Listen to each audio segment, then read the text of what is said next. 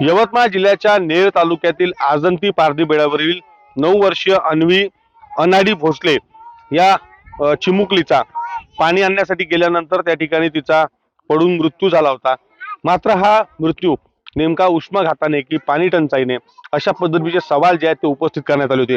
त्यानंतर जर पाहिलं तर या ठिकाणी प्रशासन जे आहे ते खडबडून जागं झालं आणि या संपूर्ण घटनेची माहिती जी आहे ती प्रशासनाकडून घेण्यात आली।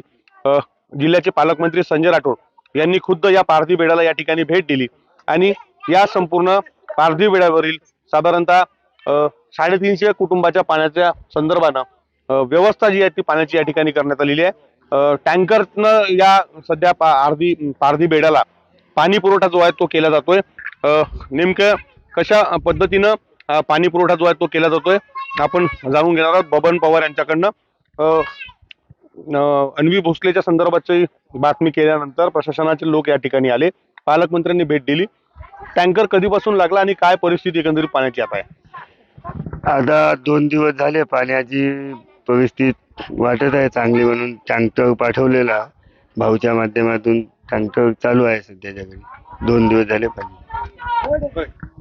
याच्या आधी प्रशासन म्हणताय की या परिसरामध्ये साधारणतः 55 ते 56 नळ कनेक्शन दिलेले आहे। ज्या पद्धतीने आजंती गावाला पाणी दिलं जातं त्याच पद्धतीने तुम्हालाही दिलं जात होतं? नाही, असं काही नाही। प्रशासन म्हणत आहे सध्या त्यावर टाकलेले आहे नळ, पण ते 8 दिवसाच्या नंतरच पाणी येत होतं। अच्छा, हो। आता टँकर आल्यामुळे आता पाण्याची व्यवस्था मिटली? हो, मिटली पाण्याची व्यवस्था। टँकर आल्यामुळे थोडंसं पाण्याची व्यवस्था मिटलेली आहे असं मला वाटते। आणि थोडंसं शासनाने जो थोडंसं मदत करून जो यांची सोय सुविधा जो केली तो फार चांगलं आहे। कारण की पावसाळ्याचे दिवस समोर खूप आहे, कठीण परिस्थिती आहे।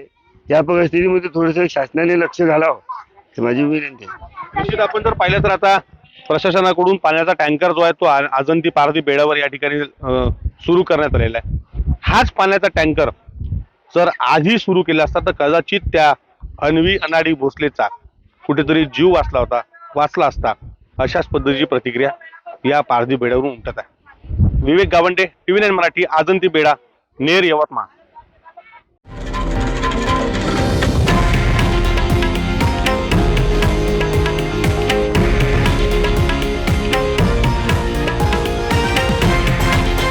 हे आहे देशातील नंबर 1 न्यूज नेटवर्क आणि आपण पाहत आहात TV9 मराठी, एकमेव।